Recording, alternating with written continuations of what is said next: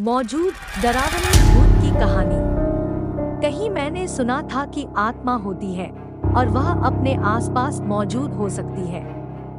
दोस्तों, यह बात लगभग 15 साल पुरानी है। हम विठलपुर गांव में रहने के लिए आए थे। ऐसे में यहाँ एक किराए के मकान में रहने वाले थे। पिताजी की नौकरी के लिए हमें हमेशा नई नई जगह पर जाकर रहने का मौका मिला। मेरे पिताजी शिक्षा विभाग में कार्यरत थे। नया गांव, नए लोगों को मिलने का अवसर मिलता। यह गांव भी कुछ बहुत बड़ा नहीं था।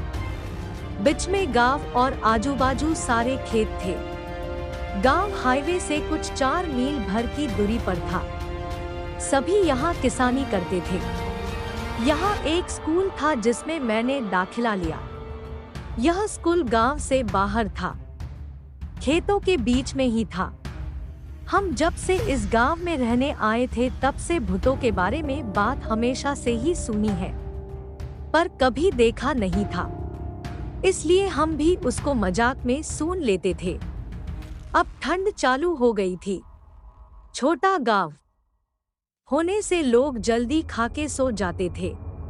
कुछ लोग रात को आग जलाकर रखते ताकि घर को गर्म रख सके। वैसे उस वक्त स्मार्टफोन नहीं थे और न ही इंटरनेट था। लोगों के पास टीवी के अलावा कोई दूसरा साधन नहीं था मनोरंजन का। वो अमावस की रात थी। हम भी जल्दी खा के सोने जा रहे थे। तभी बाहर शोर सुनाई दिया। लोग खेतों की तरफ भागने लगे। हम भी पीछे गए। तभी हमारा घर मालिक आया और बोला, बाबू, कोई गहरा संकट आने वाला है। पिताजी बोले, क्यों, क्या हुआ है वहाँ? घर मालिक बोला, बाबू, तुम पढ़े लिखे हो, नहीं समझ पाओगे, विश्वास नहीं होगा तुम्हें। तभी वहाँ किशन राम आया। किशन राम घर मालिक के खेतों पे काम करता था। आके बोला, पुजारी ने सपने में कुछ देखा और सारे गांव का चक्कर लगा रहा है। सारे गांव को मंत्रों से बांध दिया है उसने। मेरी तो नींद उड़ गई थी। क्या ऐसे भी कुछ होता है? मतलब मंत्रों से गांव को बांधना सुनने में भी अजीब लगता है, लेकिन बाहर आकर देखा तो न मानते हुए भी यकीन करना पड़ा। देखा कि दूर खेतों में से जलती आग जा रही थी। सब लोग डरे हुए थे। न जाने कल क्या होने वाला था। हम सब वापस घर लौट तो आ गए, पर मन में एक ही सवाल था कि ऐसा क्या हुआ कि पुजारी को ऐसे करना पड़ा। सुबह सब मंदिर गए तो मैं भी गया। मंदिर के दरवाजे पे देखा कि पुजारी के पास लोग बैठे हैं। पुजारी बार बार पूछे जाने पर एक ही बात कर रहा था, स्कूल स्कूल स्कूल, इसका क्या मतलब है? यही सवाल था सबको। अभी लग रहा था कि पुजारी नहीं बचेगा। डॉक्टर को बुलाने कोई गया था, पर तब तक देर हो चुकी थी। पुजारी नहीं रहा। उसका कोई सगा तो था नहीं, इसलिए कोई उसको देखने आने वाला नहीं था। तो सब ने मिलके उसका आखिरी संस्कार भी कर दिया। उसका क्रियाकर्म करके सब वापस घर पहुंचे तो शाम हो चुकी थी। सबको एक ही सवाल खाए जा रहा था कि स्कूल का क्या मतलब है जो पुजारी बोल रहा था। ये जो पुजारी था काफी ज्ञानी था। लोगों की बीमारियां जड़ी बूटी से ठीक करता था। कुछ एक लोगों के भूत भी भगाए थे, ऐसा सुना था। इसलिए पुजारी की बात सब मन पे ले रहे थे। उसने जो किया था गांव के भले के लिए था। दिन बीतते गए और पुरानी बातें भूल सब अपने काम में लग गए। गर्मी के दिन थे।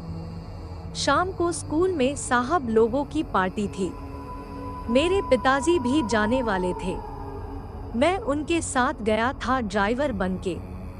हाँ, पिताजी को बाइक चलानी नहीं आती थी, तो कहीं जाना होता तो मुझे साथ ले जाते। रात बहुत हो चुकी थी। हम सब खाना खा के वहां से निकले। चलते चलते किसी ने पुजारी की बात छेड़ दी।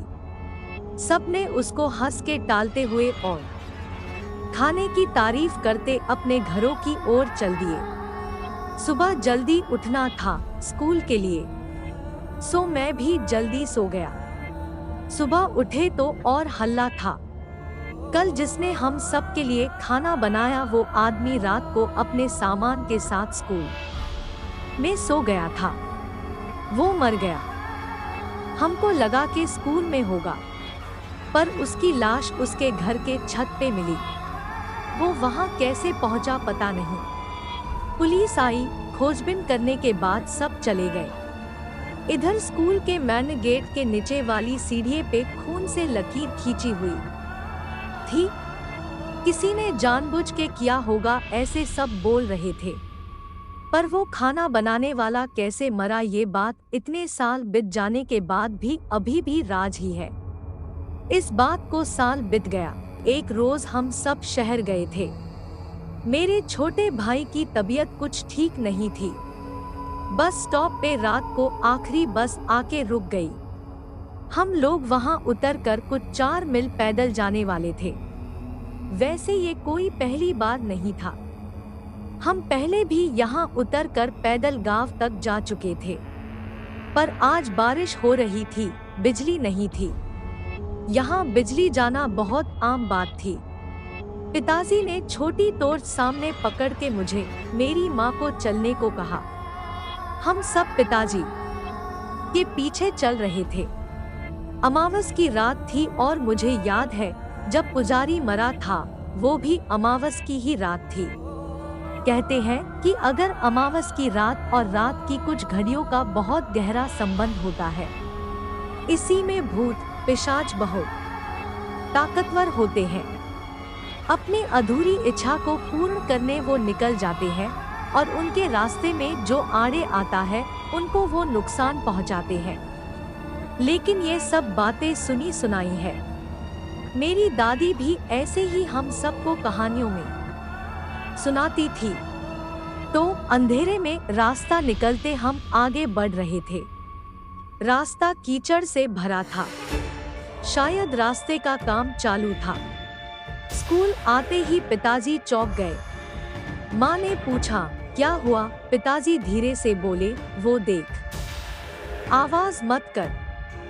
देखा कि एक सफेद कपड़े में लिपटी हुई किसी की रूह थी। वो जमीन के ऊपर जैसे तैर रहा था। वो पैर नहीं दिख रहे थे।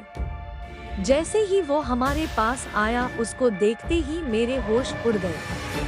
उसका चेहरा इतना भयानक था कि सांसें अटक गई मेरी। माँ पिताजी साथ में थे इसलिए शायद मैं होश में था, वरना मैं तो मर ही गया था। लगा कि हम सब अब मरने वाले हैं। पिताजी माँ भगवान का नाम ले रहे थे। छोटा भाई रो रहा था और मैं भी। कुछ समझ नहीं आ रहा था। हम आगे जाने की कोशिश कर रहे थे कि यहाँ से जैसे तैसे भाग जाए, पर जा नहीं पा रहे थे। हमको बांध दिया था वहाँ। हम सब चीख रहे थे पर उस अंधेरे में हमारी सुनने वाला कोई नहीं था। आगे जैसे मौत दिख रही थी। थोड़ी देर में हमारी चीख भी निकलना बंद हो गई। अचानक सब शांत हो गया था और बिजली आ गई। रास्ते की बत्तियां जल चुकी थी। हम सब की जान में जान आई। शायद भगवान ने हमारी सुन ली थी। वैसे ही वो आत्मा स्कूल के तरफ चली गई। हमने भगवान का शुक्रिया किया और वहां से गांव की तरफ चल दिए। गांव में पहुंचते ही सारी हकीकत घरमालक को बताई। लोग भी जमा हुए थे। शायद हमारी मौत नहीं आई थी इसलिए हम सब बच गए थे। भूतों के बारे में कोई बताए तो सब उन पे हंसते हैं। यकीन कोई नहीं करता। वैसे ही हाल आज हमारा था। हम सबको सब कुछ सही बता रहे थे तो कोई हंस रहा था और कोई हम सबको डरपोक कह के मन ही मन में मुस्कुरा रहे थे। लेकिन जो हमारे साथ हुआ ये हम ही जानते हैं। अगले ही साल मेरे पिताजी का वहां से तबादला हुआ पास के शहर में। हम सब ने सामान बांधना चालू किया। मेरे सारे पुराने दोस्त मुझे अलविदा कहने आए थे। रोते हुए मैंने सबको अलविदा कहा और सामान से भरी गाड़ी वहां से निकली। हम सब ने उस स्कूल को आखिरी बार गाड़ी से ही देखा और उस जगह को भी जहां हमारे साथ वो घटना हुई थी। हम सब ने अपनी आंखों से मौत को करीब से देखा था। वो रात हम जब भी याद करते हैं तो रोंगटे खड़े हो जाते हैं।